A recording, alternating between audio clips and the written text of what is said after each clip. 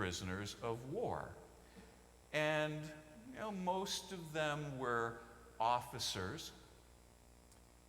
And there was a little battle that broke out there. Not long after Lieutenant Colonel James Taylor was assigned there as the camp commandant.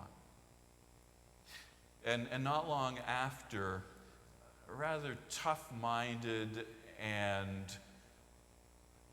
hardened commander of a German U-boat that was captured, a Captain Kretschmer, had been sort of sent overseas from a concentration camp or a prisoner of war camp in Europe because he was causing trouble there.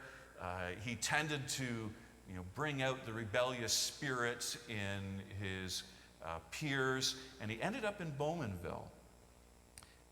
And he led an uprising there at the Bowmanville Camp 30.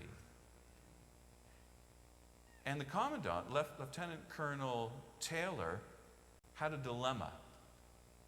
He'd heard from his superiors that you need to be careful in how it is that you put down this uprising at your camp. Because word travels, the forever moving prisoners from camp to camp, and word can get back to German leadership how it is that prisoners of war are being treated. And so this lieutenant colonel had to figure out how to put down this uprising without doing anything that may be used as justification against Canadian prisoners of war in Germany. And so these men, who at first were mostly, it was the Veterans Guard of Canada, many of them veterans of World War I, many of them disabled and home from action, who eventually were supported by some other troops, who went in hand and fist, chambers emptied of bullets, so that they would, over the next day or so, the hard way, put down this uprising so that there would be no deaths, so that there would be no contravention of the Geneva Conventions. It's a story that is an example of making sure that your actions in the world do not compromise the convictions of your heart. It can be so tempting, it's so easy to justify striking back with revenge against those who are our enemies. One of the great struggles of the world wars was how to fight and maintain our convictions. Part of the sacrifice done on our behalf.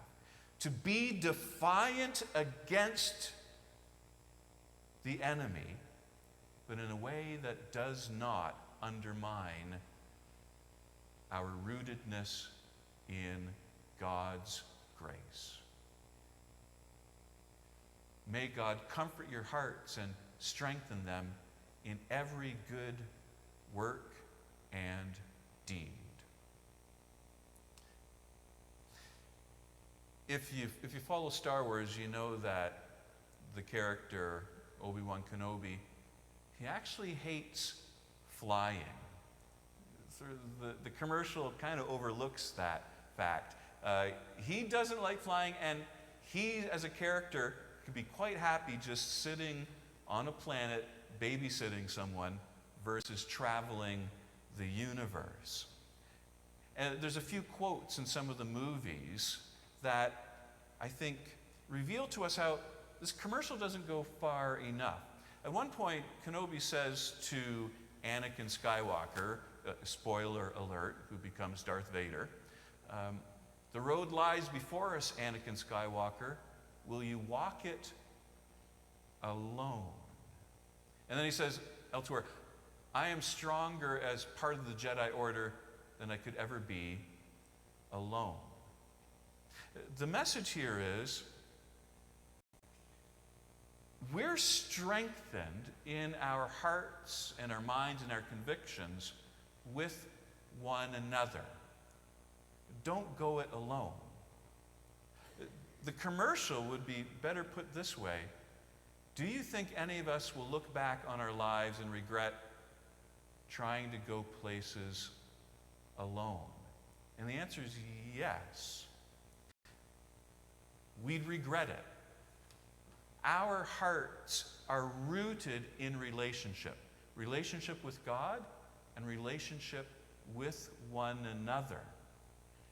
In that, we find our strength to stand up and defy the enemy, the evil one who seeks to overthrow, who seeks to usurp our God. In partnership, in loving partnership through Jesus Christ, together we prevail, turning the dream of God that lives in our hearts into a reality in this world. Amen.